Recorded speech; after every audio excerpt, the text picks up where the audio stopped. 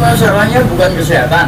Iya. Ya kan? COVID ini masalah total kontrol. Indonesia masalahnya masalah duit. Iya pasti ada kaitannya. Iya, nanti Iya, sebab kalau tidak masalah uang, bagaimana mungkin ada keluar peraturan presiden untuk tidak mengaudit dana COVID ini sampai segitunya ya? Iya.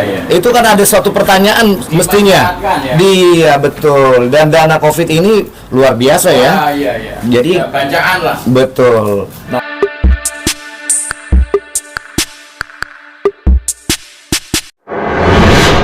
Karena COVID ini berlangsung kurang lebih 2 tahun ya. sudah lebih 2 tahun. Iya, menghantam semua sisi ya. Iya betul.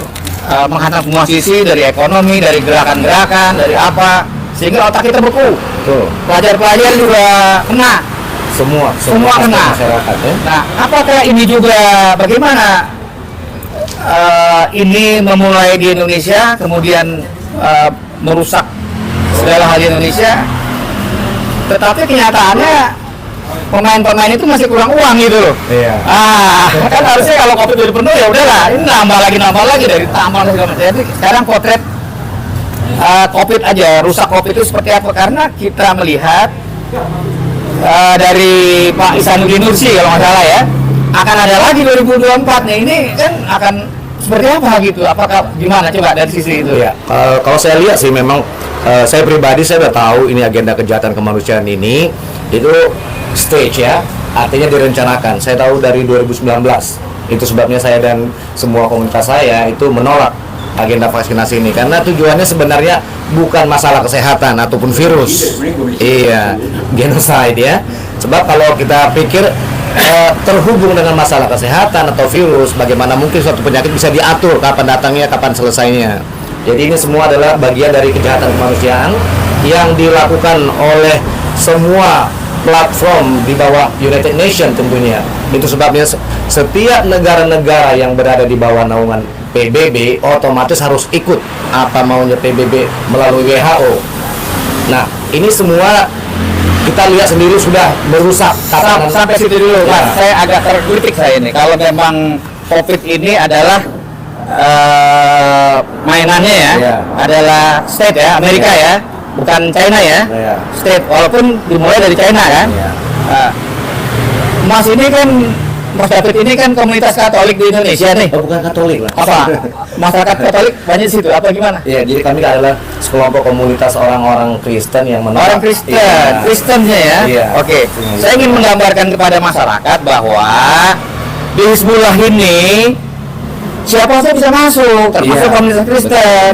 Dan antara Kristen dengan Amerika juga penganut agama kan, dengan Iya. Amerika juga nggak nyambung, jangan digebiak uyah gitu loh. Iya. Wah ini Hizbullah ini mendirikan hilaf enggak, Iya. bahwa kita ini satu bangsa Indonesia.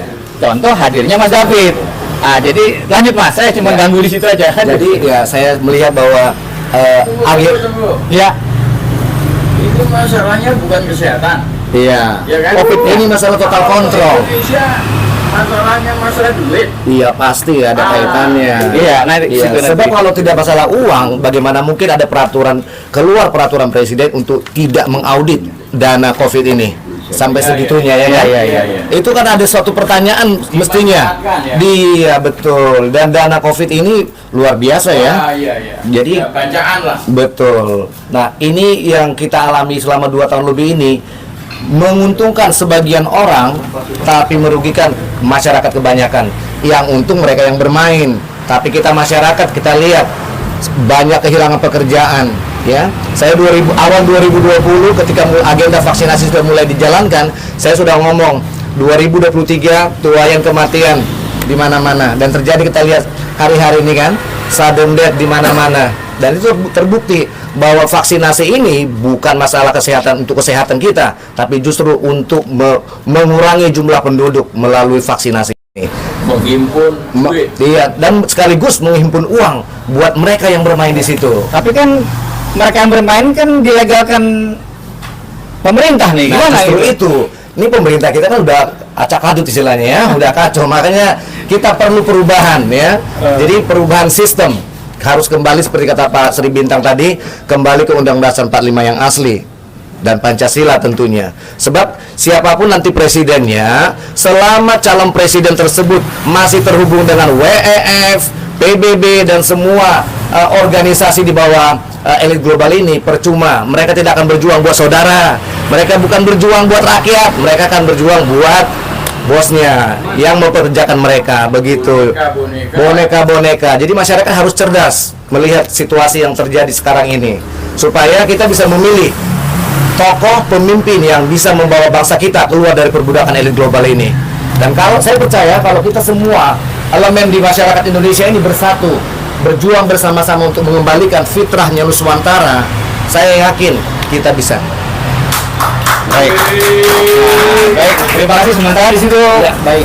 Pak Japit.